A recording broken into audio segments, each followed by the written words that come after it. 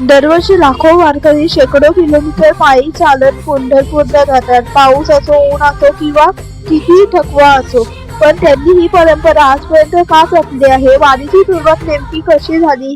कोणी केली? ज्ञानेश्वर महाराज आणि तुकाराम महाराज यांच्या पालख्या का निघतात? वारकरी इतके शिस्तीत कसे चालतात? आणि वारीची अशी कोणती 5 रहस्य आहेत जी प्रत्येक भक्ताने जाणून घेतली पाहिजे? चला तर जाणून घेऊया पंढरपूरच्या वारीचा संपूर्ण इतिहास. वारी म्हणजे फक्त पायी चालणं नाही. वारी म्हणजे भक्ती, समर्पण आणि विठ्ठलाचं निस्सीम प्रेम. शेकडो वर्षांपासून लाखो वारकरी दरवर्षी आषाढी आणि कार्तिकी एकादशीला पंढरपूरला जातात. वारीची सुरुवात नेमकी कशी झाली? संत ज्ञानेश्वर महाराज, संत नामदेव महाराज, संत एकनाथ महाराज आणि संत तुकाराम महाराज या संतांनी भक्तीचा मार्ग सर्वसामान्यांपर्यंत पोहोचवला.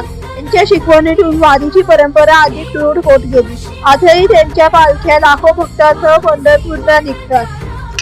वारकरी पायीच का जातात? अनेक जण विचारतात, बसने किंवा गाडीने जात येत असतानाच पायीच का? कारण वारकरी मानतात की पायी गेलेला प्रत्येक पाऊल विठ्ठलाच्या चरणाकडे जाणारे एक समर्पण आहे. हा प्रवास शरीराचा नाही, तो मनाचा आहे.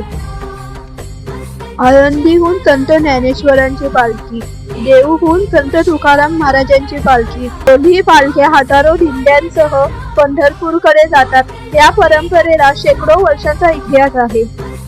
वारकरी कोणते नियम पाळतात? वारीत सहभागी होणारे अनेक वारकरी सत्य बोलतात, साधं जीवन जगतात, व्यसनांपासून दूर राहतात, नामस्मरण करतात, सर्वांना समान मानतात. यामुळे वारी ही केवळ यात्रा नसून जीवन जगण्याची शिकवण ठरते. अभंग आणि हरिनामाचा अखंड गजर हे फक्त वाद्य नाही, ही भक्तीची भाषा आहे. वारीतील 5 गोष्टी: लाखो लोक असून ही शिस्त, सर्वांना समान वागणूक, सेवा हीच खरी भक्ती, नामस्मरणाची अखंड परंपरा, विठ्ठलावर आढळ श्रद्धा. आजही लाखो भक्त विठ्ठलाच्या प्रेमासाठी पायी चालतात. म्हणून वारी ही फक्त परंपरा नाही, ही महाराष्ट्राची ओळख आहे आणि भक्तीचं जिवंत विद्यापीठ आहे. जय हरी विठ्ठल.